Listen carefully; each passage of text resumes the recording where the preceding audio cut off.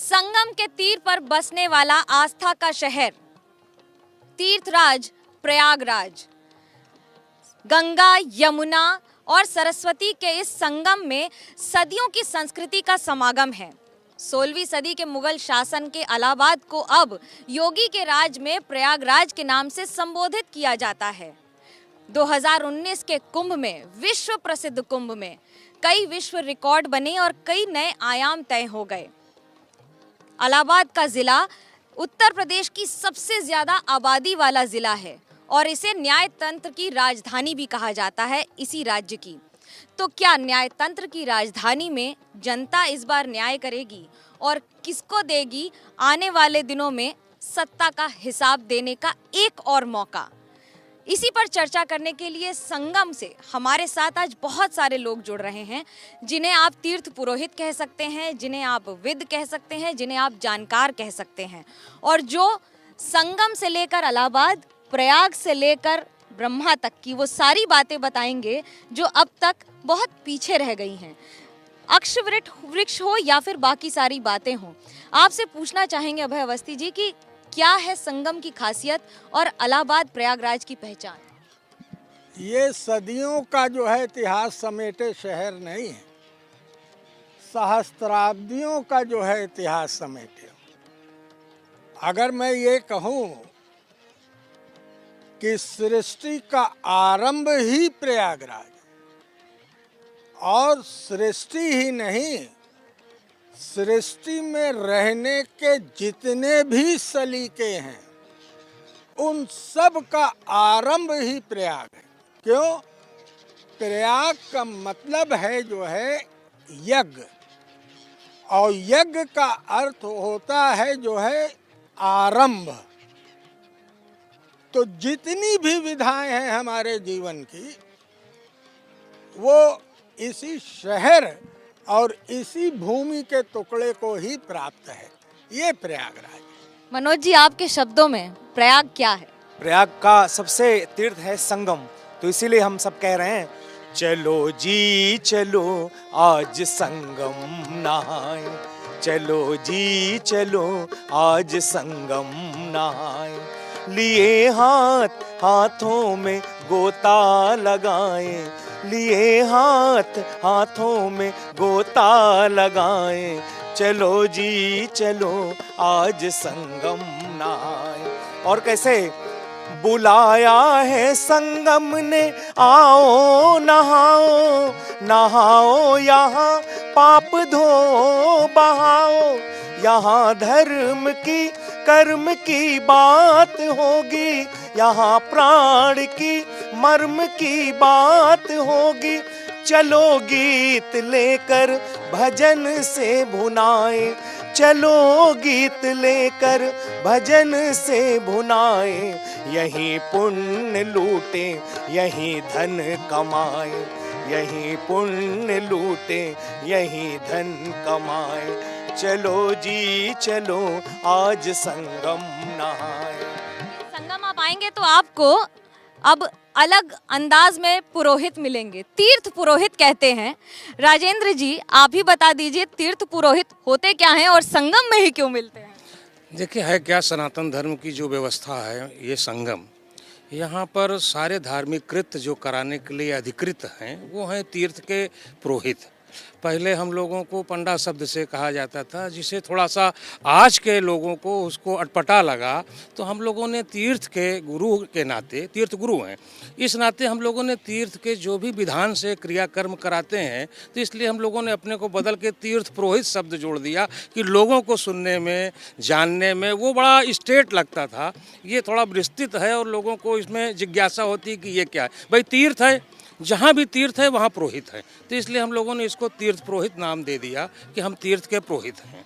समय के साथ बहुत कुछ बदला है राजेश जी। अगर अब मैं आऊँ यहाँ पर तो आप मुझे तीर्थ पुरोहित के तौर पर कैसे बताएंगे कि यहाँ संगम में क्या खासियत है, वो हमारे व्यूअर्स को बताएं। संगम की सबसे बड़ी तीर्थ पुरोहित जहाँ 3 नदियों का मिलन है, गंगा यमुना सरस्वती, 3 नदियों का मिलन यात्री को सबसे पहले आने पे तीर्थ ये बताता है कि तीर्थ गंगा जमुना का मिलन हुआ है, सरस्वती जी लुप्त हैं। कभी किसी के भाग्य में एक दूध की धारा निकलती है तो सरस्वती जी का दर्शन होता है। उस यात्रा उसको देखने के लिए सभी लोग ललायित रहते हैं। सबसे पहला काम हम लोगों का तीर्थ पुरोहितों का होता है यात्रियों की संतुष्टि। तीर्थ में आकर अगर तीर्थ यात्री जब संतुष्टि होता है तो तीर्थ पुरोहित को भी आत्मसम्मान मिलता है, तभी तीर्थ पुरोहित जागृत होता है। और यहाँ पे सबसे पहला काम ये है कि स तीर्थ राजो जयति प्रयागा। प्रयाग का मतलब है सारे तीर्थों का राजा।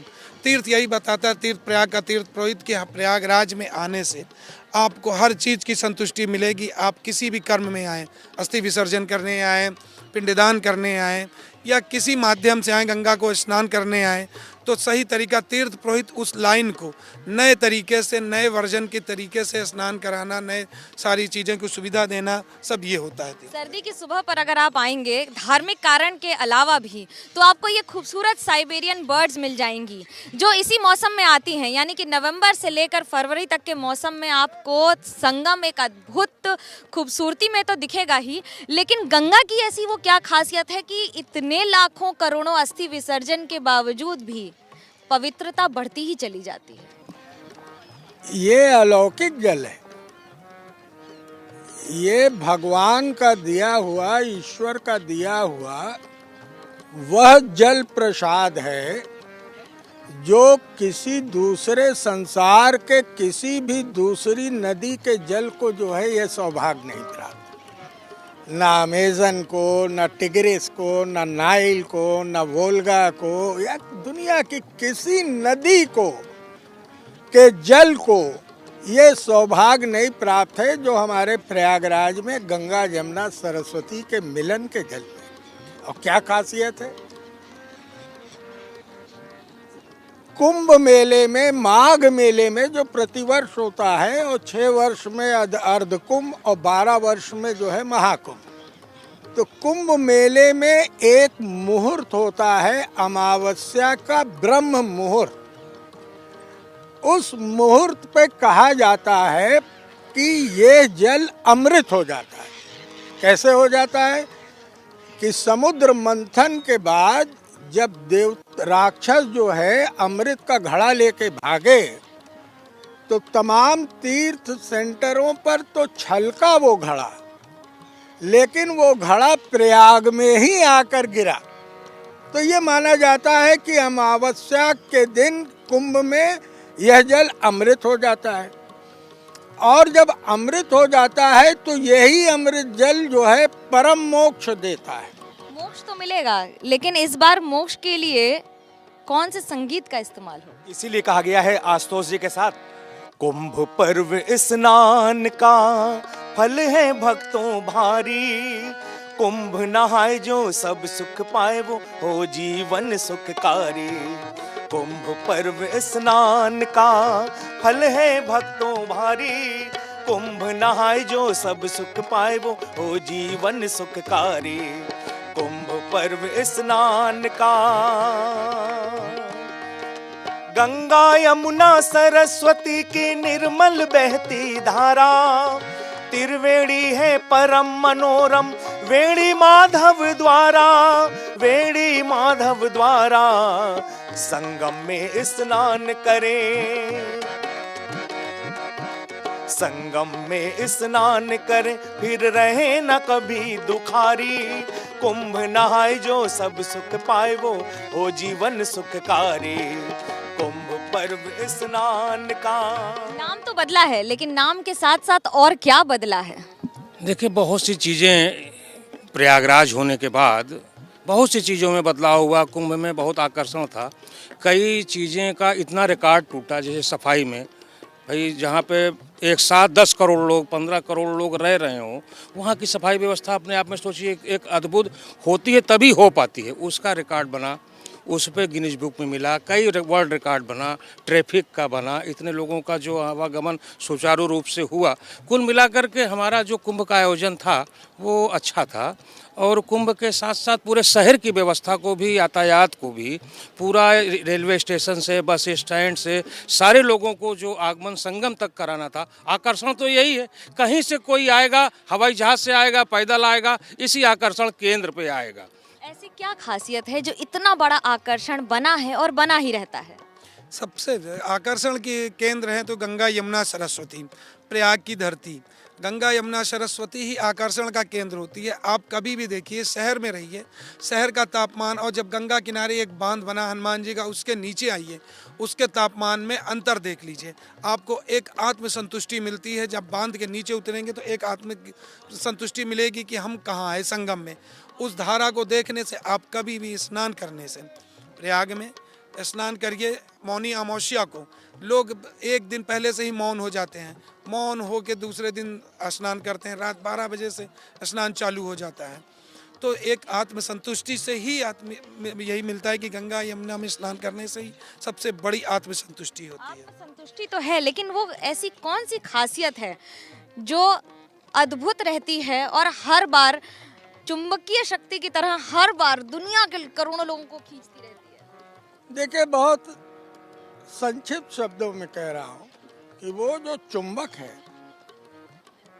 कि एक दिन क्या कल्पना करिए, 2 कल्पनाओं को लेके चलिए कि एक दिन कुछ घंटों के मुहूर्त के बीच में एक बूंद जल का आचमन 0 डिग्री टेम्परेचर पर कपड़े उतार कर और 10 करोड़ लोग इसी संगम के जल पर जब कूदते हैं, वो नज़ारा तो देखिए।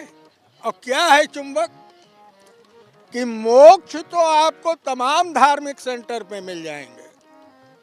बनारस में भी मोक्ष है, आपके जो है उज्जैन में भी मोक्ष है, पुष्कर में भी मोक्ष है, मथुरा में भी मोक्ष है। लेकिन हिंदू धर्म की मान्यता के अनुसार पुनर्जन्म की थ्योरी है, और सेंटर पे जो मोक्ष मिलेगा तो पुनर्जन्म होगा और फिर से संसार की कठिनाई, आटा दाल चावल की कठिनाइयों से जूझना पड़ेगा।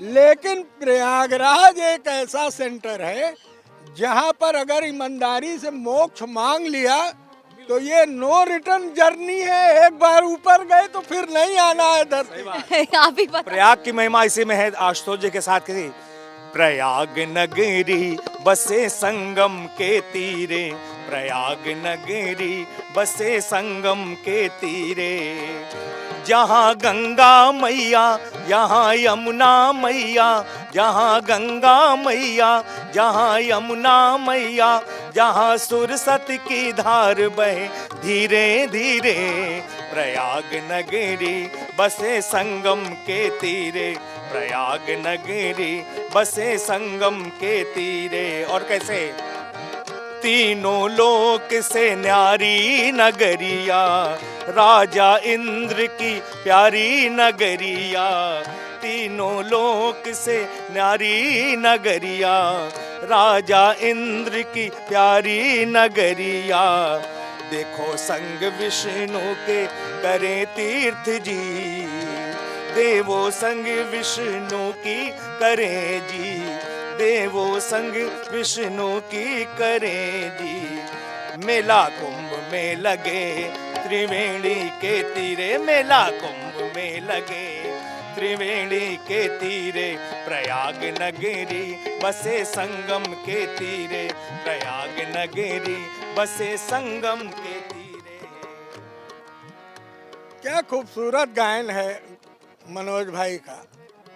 और एक और अद्भुत चौंकाने वाली बात कह रहे हैं कि बाबा तुलसीदास जी ने क्या सुंदर वर्णन किया है कि माघ मकर रवि गति जब होई, तीरथ पति आवो सब कोई, देव धनुज किन्नर नर श्रेणी, और क्या सकल सादर मज्जय सकल त्रिवेणी।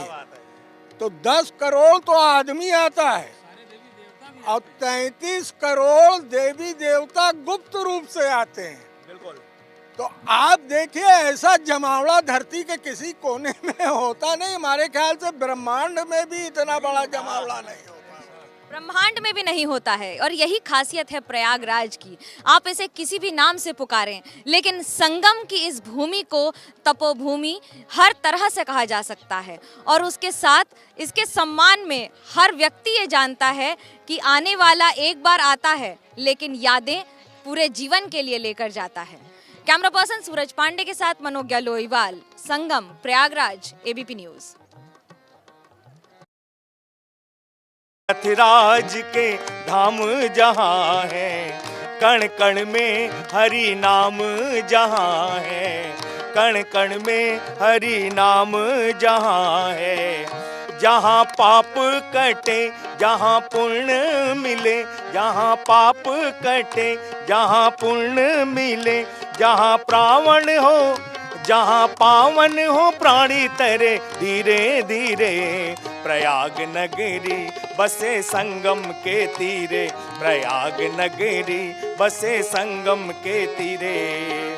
जहाँ गंगा मैया जहाँ यमुना मैया, जहाँ गंगा मैया जहाँ यमुना मैया, जहाँ सुरसत की धार बहे धीरे धीरे। प्रयाग नगरी बसे संगम के तीरे, प्रयाग नगरी बसे संगम के तीरे, प्रयाग नगरी बसे संगम के तीरे, प्रयाग नगरी बसे संगम के तीरे।